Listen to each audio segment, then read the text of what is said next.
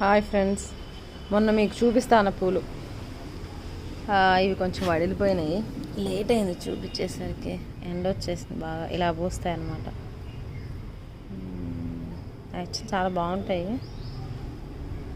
మళ్ళీ ఎప్పుడు పెంచుకుంటాయో నాకు తెలియదు. మళ్ళీ మొగ్గ వస్తుంది, రాగానే మీకు చూపిస్తాను. ఇంక ఇవాళ చూపిద్దాం అనుకుంది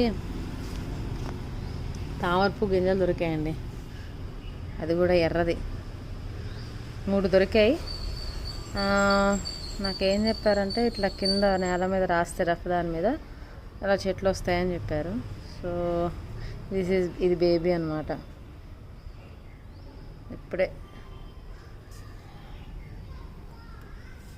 ఈ 2 మొన్న వచ్చేసాయి. అది చిన్నది కనిపిస్తుందా మీకు? అది యాక్చువల్గా నిన్న మొన్న వైట్ ఇట్లా చీల్చుకొని వచ్చిందనమాట.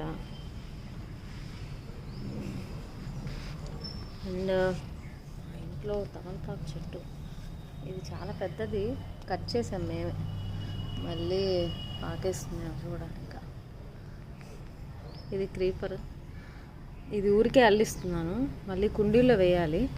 సో ఫస్ట్ ఇది అల్లితే బాగా వస్తుంది కదా రొట్టలాగా, తర్వాత తీసేయచ్చు అని చెప్పి అలా ఉంచాను. ఇది నాకు మిగిలిన తురకబంతి చెట్టు. తురకబంతి మీ అందరికి తెలిసే ఉంటుంది, రెడ్ బంతి పూల్లానే ఉంటుంది కానీ రెడ్ కలర్లో ఉంటుంది.